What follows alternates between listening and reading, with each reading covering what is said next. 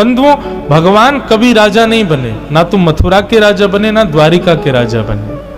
ठाकुर जी ने सदा राज्य गद्दी पर उग्रसेन को ही बैठाया, कंस के पिताजी, उनका राज्य तिलक किया, मुकुट पधरा दिया, परंतु सब लोग मानते राजा ठाकुर जी को ही थे, राजा धीराज ठाकुर जी को ही कहते, पर सिंहासन पर नाना जी को बैठाया।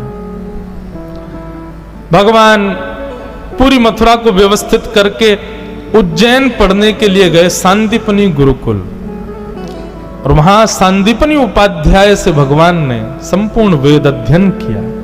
वहीं पर ठाकुर जी को एक मित्र मिले, उनका नाम सुदामा, जिनकी कथा हम कल सुनेंगे। सुदामा जी महाराज से भेंट हुई, ठाकुर जी लौट करके वापस आए, भगवान का मुंडन हो गया था विद्यालय में, चौड़ी चोटी रखी ठाकुर जी ने, बढ़िया लंबी शिखा ठाकुर जी ने धारण की, लौट करके आए। ठाकुर जी अब राजकुमार हैं मथुरा के। ठाकुर जी के चेहरे पर वो नूर नहीं है, वो प्रसन्नता नहीं है। क्यों? ब्रज की बड़ी याद आती है। अपने कक्ष की खिड़की में से केवल वृंदावन को देखते रहते हैं ठाकुर जी। परसों की कह के गए, बरसों हो गए वृंदावन नहीं गए। आज ठाकुर जी बहुत याद कर रहे थे, और आज ही देवकी मैया ने मन में विचार कियो, मेरो लाला इतना बड़ा होगा, आज तक अपने हाथ से भोजन नहीं पवायो, आज मैं अपने हाथ से पवाऊंगी। बलराम जी से पूछा, लाला को कहा का पसंद है, जल्दी बता। बोले मैया लाला को तो एक ही चीज पसंद है। बोले कहा, रोटी के बीच में मक्खन धर दो, वहां मैंने एक मिश्री डाल दो, वो खवाए दो, वही लाला को प्रिय लगे। यशोद, आज देवकी मैया ने 56 भोग बनाए, परंतु एक किनारे में माखन मिश्री सजाई के अपने हाथ से लेके जा रही हैं, आज अपने लाला को पहली बार अपने हाथ से प्रसाद पवाने के लिए। लाला चल आजा, मेरे हाथ से प्रसाद पाले। ठाकुर जी हाथ धो के आए, बैठ गए। देवकी मैया को पूर्ण प्रेम देना चाह रहे हैं ठाकुर जी। देवकी मैया ने जैसे ही थाल सामने रखा, थाल में ठाकुर जी देख रहे हैं कौन कौन सी सब्जी बनी है। अच्छा मैया तेने बनाई? जैसे ही ठाकुर जी की दृष्टि पड़ी माखन पे, नेत्र बंद हो गए। यशोदा मैया की याद फिर आने लगी ठाकुर जी को, अश्रु गिरने लगे। देवकी मैया अपने हाथ में कवल लेके बैठी, बोले लाला मुंह खोल, खवाऊं तो को। ठाकुर जी इतने रोए, रो करके दौड़े और बलराम जी से जाकर के लिपट गए। बलराम जी भी रोने लगे, ठाकुर जी भी रोने लगे, देवकी मैया भी रोने लगी। वसुदेव जी से जाके बोली, देखो ना, समझाओ कृष्ण को, बहुत रोता है। तब वसुदेव जी ने कहा, हमारो इतना अधिकार ना है, हम तो जाने भी ना है कन्हैया को कहा अच्छो लगे कहा बुरो लगे। अगर कन्हैया को सखा उद्धव जाके समझाएगा तो शायद मान जाए। वसुदेव जी ने उद्धव जी से कहा, तुम कृष्ण को समझाओ ना, बहुत रोता है। उद्धव जी महाराज कौन है बंधुओं? बृहस्पति के शिष्य हैं, बुद्धि में बहुत प्रबल हैं, ज्ञानी नाम अग्रगण्यम, यदि कह दिया जाए तो कोई अतिशयोक्ति नहीं। वृष्णी नाम प्रवरो मंत्री कृष्णस्य दैतः सखा, शिष्यो बृहस्पतिर साक्षात उद्धवो बुद्धि सत्तमा। बहुत विद्वान है उद्धव जी। उद्धव जी गए, ठाकुर जी को कक्ष में लेके अंदर से किवाड़ बंद की। ये परब्रह्म है। पूरे विश्व को ठाकुर जी आप सिखाते हैं कि चीज से डी अटैच होना सीखो, व्यक्ति किसी चीज में आसक्ति मत रखो, किसी वस्तु से आसक्त मत हो। और ये परब्रह्म की दशा देख रहा हूं मैं, जिसकी भ्रगुटी पर तीनों लोग नाचते हैं, आज वो उन गंवार ब्रजवासियों के लिए रो रहा है।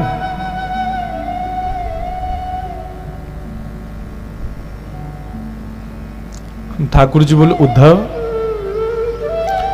तुमने कभी प्रेम देखा है अपने जीवन में? उद्धव बोले, अभी अवकाश नहीं मिला, पढ़ने से फुर्सत नहीं मिली, बृहस्पति क्या इतने समय पढ़ता रहा, इन सब चीजों के लिए मुझ पर समय नहीं और ना मैं करना चाहता। भगवान बोले, तो फिर नहीं समझ पाओगे। आसक्ति अलग बात है उद्धव, आसक्ति होती तो वृंदावन दूर नहीं है यहां से, मैं सुबह जाके शाम को आ सकता हूं। आसक्ति होती तो ब्रजवासियों के लिए भी मथुरा दूर नहीं है, वो दिन में 4 बार मुझसे मिलने आ सकते हैं। ये आसक्ति नहीं है, ये प्रेम है। यहां मिलने की भी इच्छा नहीं है, पर स्मृति है, ये आसक्ति नहीं है। उद्धव बड़ी बड़ी बातें करने लगा तो भगवान बोले सुन इधर आ, तुम जाके ये सब जो मुझे समझा रहे हो ये ब्रजवासियों को समझा दोगे? उद्धव बोला ऐसा समझाऊंगा जीवन में याद नहीं करेंगे आपको। भगवान बोले तो फिर ठीक है जाओ, और सुन इधर आ। अपना मोर पंख निकाल के उद्धव के मुकुट में लगा दिया, अपना पटका उतार करके उद्धव को पहना दिया, और चंदन का इत्र जो ठाकुर जी लगाते हैं वो उद्धव को लगा दिया। अब जाओ। बोले ये सब क्यों? बोले क्योंकि इसके बगैर तुम गए ना तो ब्रजवासी तुझे देखेंगे भी नहीं, इसके साथ जा वृंदावन। उद्धव जी महाराज कह के गए। भगवान बोले कब आएगा उद्धव? बोले शाम तक आ जाऊंगा। वो ठीक है, मिलते हैं फिर शाम को। 6 महीना बाद लौट के आया उद्धव। 6 महीना तक भूल गया कि मैं वृंदावन में हूं। इसी को उद्धव गोपी संवाद कहते हैं। प्रेम की चरमोत्कृष्ट स्थिति है उद्धव गोपी संवाद। उद्धव जी वृंदावन गए। वृंदावन की स्थिति बंधुओं पता है क्या है? हर दिन, जिस दिन से ठाकुर जी गए, हर दिन ब्रजवासी मथुरा के रास्ते को घेर के बैठ जाते हैं और प्रतीक्षा करते हैं कन्हैया आ रहे होगो, हमारो लाला आ रहे होगो, कृष्ण आ रहे होगो। सुबह से दोपहर, दोपहर से शाम, शाम से जैसी रात है जाए, रोते रोते नंद भवन जाते हैं और कहते हैं यशोदा तेरो लाला आज नहीं आयो, आज भी नहीं आयो। परसों की कह के गए हो, दारी को बरसों बीत गए अभी तक नहीं आयो। रोज का ये नियम है सब ब्रजवासियों का। बैठ जाते हैं मथुरा के मार्ग पर, लेकिन जाते नहीं है मथुरा। मथुरा से वृंदावन कितना दूर है? 6 किलोमीटर। 6 किलोमीटर। अहमदाबाद में तो एक मोहल्ले से दूसरा मोहल्ला, इतना दूर है मथुरा वृंदावन। लेकिन प्रेम,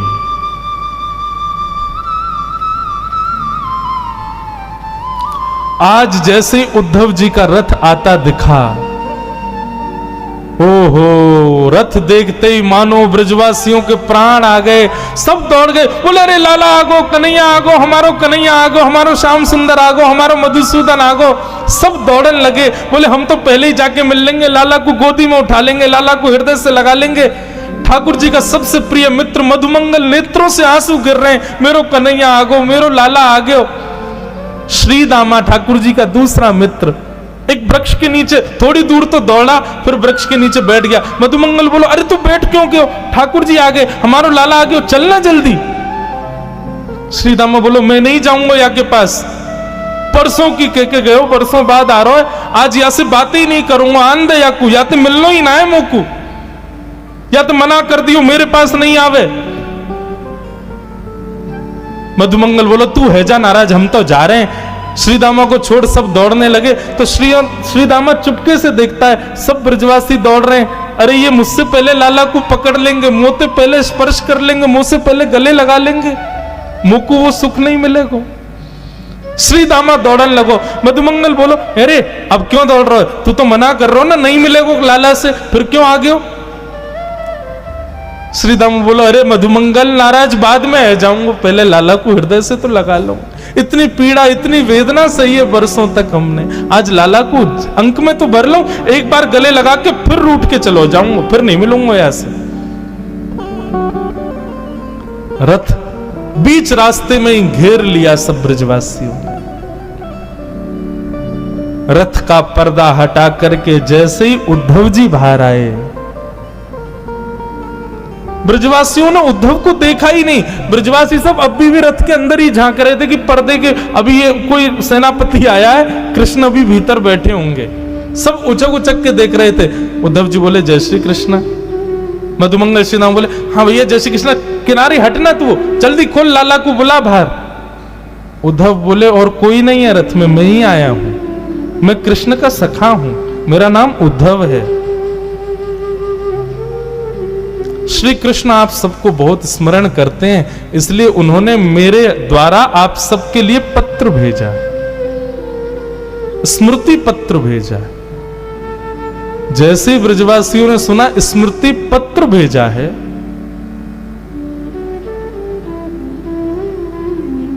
ब्रजवासी बोले वाह कन्हैया वाह, मान गए तेरे प्रेम को। वर्षों तक आयो नहीं, परसों को वादो करके, बरसों बाद याद आई तो सखा भेज दियो स्मृति पत्र के संग।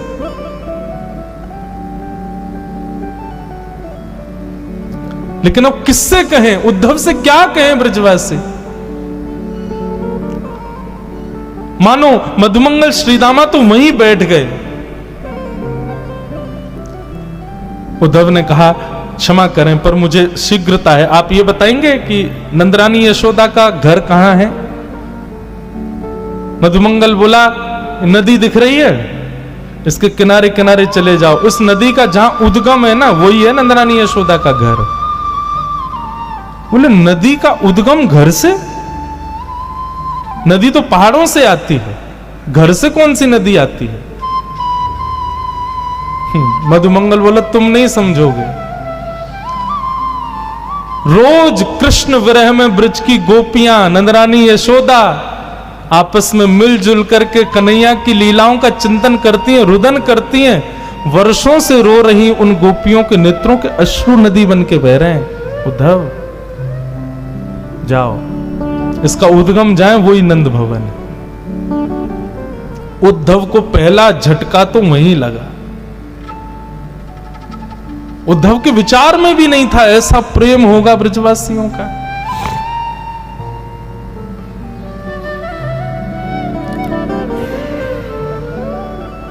उद्धव जी महाराज गए, यशोदा मैया से मिले, नंद बाबा से मिले। स्थिति वर्णित की नहीं है। भागवत में फिर एक गीत आता है, उसको भ्रमर गीत कहते हैं। बहुत सुंदर प्रसंग है बंधुओं ये उद्धव ब्रज गमन। गोपियां आपस में चर्चा कर रही हैं, उद्धव बैठ करके सुन रहे हैं। कोई गोपी कह रही है कल तो कन्हैया ने मेरी मटकी फोड़ दी। मैंने कही अरे लाला तेने मटकी क्यों फोड़ी? बोले तू नहा के ना आई ना, हमारे तो नवा दियो मैंने। कोई गोपी कुछ बता रही है, कोई गोपी कुछ बता रही है। सबकी बातें उद्धव सुन रहे हैं। सबके बीच में बैठी श्री जी, किशोरी जी, राधा रानी से किसी गोपी ने पूछा, बोले श्री जी हम सबके स्वप्न की बात आप सुन रही हो, आप अपने स्वप्न की भी तो बताओ, आपके स्वप्न में श्याम सुंदर कैसे आते हैं? किशोरी जी मंद मुस्का के बोले तुम बड़ी सौभाग्यशाली हो कि तुमको स्वप्न आता है, क्योंकि तुमको नींद आती है। पर जादना से कन्हैया गयो है, मेरी तो नींद ही वाके संग चली गई, मुझको सपने ही ना आवे। नींद ही ना आवे तो सपनों कैसे आवेगो, और सपनों ना आवे तो तुम्हें बताऊं कैसे? ये सब भाव बैठ करके उद्धव सुन रहा है। तब मधुपक तब बंधो माश प्रशांग्रिम सपत्न्याः कुछ विलुलित माला कुंकुमश्मश्रुभिर्न बृहतु मधुपतिस्तन्मानिनी नाम प्रसादम यदु सदसि विडंब्यम यस्य दूतस्त्वमिद्रक। गोपियों ने एक गीत गाया जिसको भ्रमर गीत कहते हैं। मानो गोपियों को उद्धव दिख गया था कि उद्धव बैठा है, लेकिन सीधे उद्धव से ना कह के एक भौरा उड़ता हुआ आया। तो भौरे को कहती अरे देखो ये काला है, जरूर कृष्ण का मित्र होगा। अब उद्धव को केंद्र में लेकर के गोपियां उस भौरे से बात करती हैं, उसी को भ्रमर गीत कहते हैं।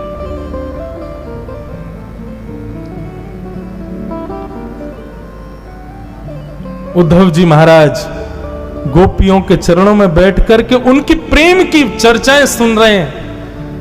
सुनते सुनते सुनते सुनते 6 महीने बीत गए उद्धव जी को वृंदावन में। और 6 महीने बाद जब स्थिति ये हो गई कि उद्धव जी स्वयं को भी गोपी मानने लगे, स्वयं भी कृष्ण विरह में रुदन करने लगे, स्वयं भी कृष्ण विरह आतुर होकर के गलियों में विचरण करने लगे, तब उद्धव जी को याद आया कि अरे मैं गोपी नहीं हूं, मैं उद्धव हूं। दौड़े मथुरा की ओर। भगवान के कक्ष में पहुंच गए, हाथ पकड़ लिया। उद्धव जी की दशा बिल्कुल बिगड़ चुकी थी। उद्धव जी ने हाथ पकड़ा, बोले चलो मेरे साथ। भगवान बोले उद्धव तुम तो शाम को आ रहा था भाई, 6 महीना बाद लौट के आया है, क्या हुआ? ब्रज में सब ठीक है ना? तू तो कह रहा था ब्रजवासियों को बड़ी शिक्षा दे के आऊंगा, भूल जाएंगे आपको, ऐसा ऐसा बड़ी बड़ी बातें, क्या रहेगा, कहां गया सब? उद्धव घुटनों पे गिर गया, रोने लगा, बोले नाथ क्षमा कर दो, मैंने ज्ञान से श्रेष्ठ कभी किसी को नहीं माना, पर आज मैंने समझा कि जीवन का उद्देश्य तो ये प्रेम है जो ब्रजवासी आपसे करते हैं नाथ। मैं आपसे हाथ जोड़ के प्रार्थना करता हूं, भीख मांगता हूं, मुझे बस एक बात दे दो, एक वचन दे दो। ठाकुर जी बोले क्या चाहिए बता? आप ब्रज से बाहर मत जाओ, नहीं है जरूरत महाभारत युद्ध की, नहीं है जरूरत गीता ज्ञान की, आप कहीं मत जाओ, आप ब्रज में रहो। इन ब्रजवासियों को छोड़ने को आपका अधिकार नहीं है ठाकुर जी, मर जाएंगे आपके विरह में। ये वचन दे दो मुझको, बस आप मत जाओ कहीं, मैं संभाल लूंगा सब, आप रहो वहीं पे। देवकी को मैं संभालूंगा, वसुदेव जी को मैं संभालूंगा, पूरी द्वारिका नगरी मैं बसाऊंगा, सब कार्य आपके जो है सब मैं करूंगा, पर आप इन ब्रजवासियों के पास रहो, आप इनसे दूर मत जाओ। ठाकुर जी ने हृदय से लगा लिया, कस लिया उद्धव को। बोले उद्धव तुझे पता है मैंने तुझे वृंदावन क्यों भेजा? क्योंकि तू ज्ञानी तो बहुत है लेकिन प्रेमी नहीं था, अब तू प्रेमी हो गया। सुन, नेत्र बंद कर। उद्धव जी ने नेत्र बंद किए, वो बोले अब खोल के देख। जैसे ही खोल करके देखा तो पूरा ब्रजमंडल ठाकुर जी के कक्ष में ही बैठा था, मधुमंगल, श्रीदामा, सब गोपियां सब ठाकुर जी के चारों तरफ बैठे थे। उद्धव बोला ये सब क्या हो रहा है नाथ? ठाकुर जी बोले ये सब मुझसे दूर कभी नहीं रहते उद्धव, ब्रज सदा मुझ में बसता है और मैं सदा ब्रज में ही बसता हूं, हम कभी अलग नहीं होते। मुझे क्यों भेजा फिर ब्रज? ठाकुर जी बोले केवल प्रेम सिखाने के लिए, क्योंकि आगे की यात्रा में तू मेरे साथ रहने वाला है, तू ज्ञानी तो बहुत है, प्रेमी नहीं है, इसलिए प्रेम पढ़ाने के लिए। बंधुओं, लोग अर्जुन और उद्धव में यदि मुझसे पूछें कि भगवान का प्रिय कौन? उद्धव। अर्जुन को तो भगवान ने पढ़ाया था महाभारत में, लेकिन उद्धव की ट्यूशन टीचर तो हमारी श्री राधा रानी है, हमारी ब्रज की गोपियां, उन्होंने पढ़ाया, ब्रजवासियों ने सिखाया उद्धव को। अद्भुत है उद्धव।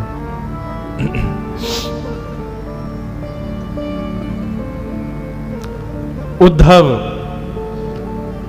पता है आपको भागवत में भगवान क्या कहते हैं?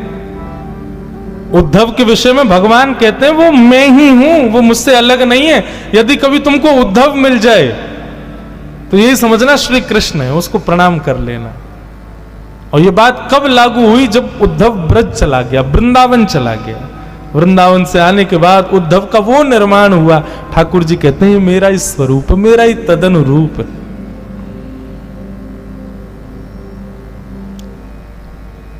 उद्धव जी महाराज यमुना जी के तट पर गए और अपना आंचल, अपने वस्त्र के पल्लू को फैला करके उद्धव जी महाराज विधाता से कहते हैं कि आशाम हो चरण रेणुज श्याम हम श्याम, वृंदावने किमपि गुलमलतौषधीणा। हे विधाता, आप पूरी सृष्टि को बनाते हो, आप सबके कर्म के अनुसार उसको दूसरा जन्म देते हो। ये उद्धव आपसे प्रार्थना करना चाहता है, मेरे सत्कर्मों के फलीभूत यदि आप मुझे पुनर्जन्म देना चाहते हो, मेरी एक ही इच्छा है, मेरा जप, नियम, तप, साधन, भजन, सबसे मुझे एक ही वरदान चाहिए कि मुझे अगला जन्म इस वृंदावन में देना। और एक और बात, मुझे मानव मत बनाना, एक वृक्ष बनाना। और वो वृक्ष भी कोई बहुत वृहद बड़ा नहीं, छोटा सा कोई पौधा मुझे बना देना, ताकि जब जब भी हवा चले इन ब्रजवासियों की, इन प्रेमी गोपिकाओं की चरण रज उड़ उड़ करके मुझे सनाती रहे, मैं सदा उस ब्रजरज में तल्लीन रहूं नाथ। बस यही मेरी प्रार्थना है। ये स्थिति उद्धव की।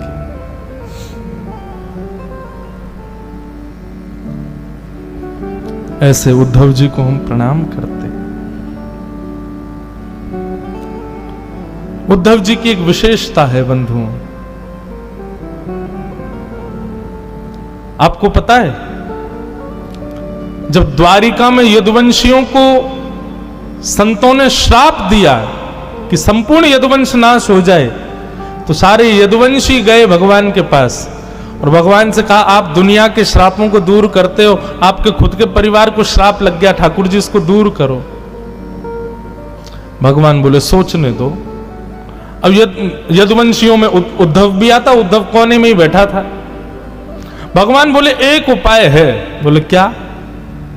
बोले हमारे सौराष्ट्र में एक शंकर जी का मंदिर है, उसका नाम है सोमनाथ। ये सोमनाथ मंदिर जो है ये श्रापों को दूर करने के लिए प्रसिद्ध है। बोले कैसे? तब भगवान ने कथा सुनाई। बोले चंद्रमा जो है ना, इसके ससुर जी हैं दक्ष, दक्ष की बेटियों से इनका ब्याह हुआ है, परंतु चंद्रमा सबसे ज्यादा रोहिणी नाम की पत्नी से प्रेम करते हैं। तो बाकी की पत्नियों ने अपने पिता से आके शिकायत कर दी, बोले कि आपका दामाद एक ही उससे रोहिणी से ही प्रेम करता, हमसे नहीं करता।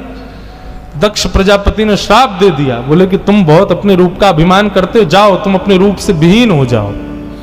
चंद्रमा ने कहा ससुर जी आपने हमको श्राप तो दे दिया, लेकिन ये नहीं विचार किया कि मैं स्वरूप से विहीन हो जाऊंगा तो सारी पत्नियां सारी बेटियां आपकी विधवा हो जाएंगी। दक्ष बोले ये तो मैंने सोचा ही नहीं। तब क्या करें? तब चंद्रमा ने आकर के यही सौराष्ट्र में तपस्या की, तब महादेव प्रकट हुए। तब महादेव ने कहा ठीक है 15 दिन तक आप अपने ससुर जी के श्राप में रहोगे, आपका रूप घटेगा, पर उसके बाद 15 दिन का हमारा आशीर्वाद रहेगा, आप पुनश्च अपने रूप में आ जाओगे। तो एकम से अमावस्या तक चंद्रमा श्राप में रहते हैं और पूर्णिमा तक फिर आशीर्वाद में रहते हैं। ये कथा भगवान सुना रहे हैं अपने सब कुल के लोगों को, यदुवंशियों को। बोले ऐसा भैया सोमनाथ है तो चलो नाव की व्यवस्था करो, द्वारिका से सब लोग नाव में बैठ करके सौराष्ट्र जाएंगे, सोमनाथ भगवान का पूजन करेंगे, ब्राह्मणों को दान करेंगे और फिर वहां सोमनाथ भगवान हमारे श्राप को नष्ट कर देंगे।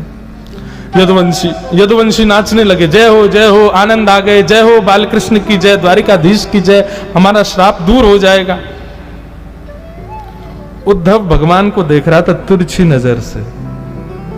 भगवान बोले क्या बात है? बोले इनको सबको जाने दो फिर बताऊंगा आपको। जब सब चले गए तब उद्धव बोला मैंने बहुत चतुर देखे लेकिन आप जैसा चतुर नहीं देखा मैंने। भगवान बोले क्या हो गया? बोले भगवान बहुत विद्वान है उद्धव। उद्धव बोले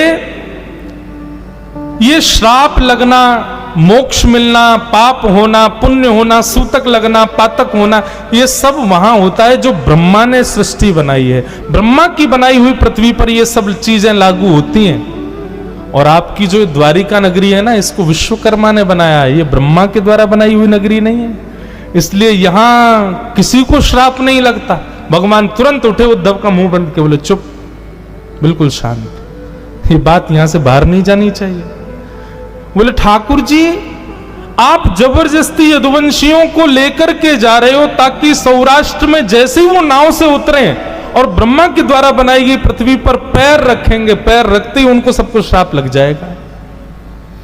अभी तक किसी को श्राप लगा नहीं है, आप लगवाने के लिए लेके जा रहे हो उनको, ऐसा क्यों कर रहे हो? तो भगवान बोले इसीलिए मुझे तू बहुत प्रिय है, क्योंकि तू सब जानता है, बहुत विद्वान है उद्धव। बल का अहंकार है इन यदुवंशियों को। मैं इनके रिश्तेदार हूं, मैं इनका कुल का व्यक्ति हूं, भगवान इनके कुल में, इसका मद है इन लोगों को। और मैं अपनी लीला पूरी करके गया, इनको छोड़ गया तो यही भार बन जाएंगे पृथ्वी का, इसलिए मुझे करना पड़ेगा। उद्धव बोला तो चलो फिर। भगवान बोले कहां? बोले सौराष्ट्र। ठाकुर जी बोले तू नहीं जाएगा, हम सब जाएंगे, तू तो यहीं रहेगा, तू तो द्वारिका को संभालेगा ना। मतलब उद्धव को ठाकुर जी ने श्राप नहीं लगने दिया। और जब भगवान श्राप लगवा करके वापस आए, सब यदुवंशी आपस में लड़ झगड़ करके मर गए, तब भगवान ने उद्धव को भागवत धर्म का ज्ञान दिया और तब अपनी पादुकाएं प्रदान कर दी। बोले उद्धव तुम मेरे सबसे प्रिय हो, इसलिए मैं तुमको बहुत बड़ी जिम्मेवारी दे रहा हूं। मेरे जाते ही कलयुग आ जाएगा। भक्ति के प्रचार के लिए अब तुम बद्रीनाथ जाओ और बद्रीनाथ में नारद जी को भेज करके वेद व्यास जी से श्रीमद् भागवत की रचना करवाना, ताकि कलयुग में मानव कल्याण हो सके। यह है उद्धव, सामान्य नहीं। ऐसे उद्धव जी को हम प्रणाम करते हैं। आज बहुत दिन बाद, बहुत वर्षों बाद मैंने उद्धव गोपी संवाद केवल छुआ है, पता नहीं क्यों, बस छुआ है आज। प्रणाम।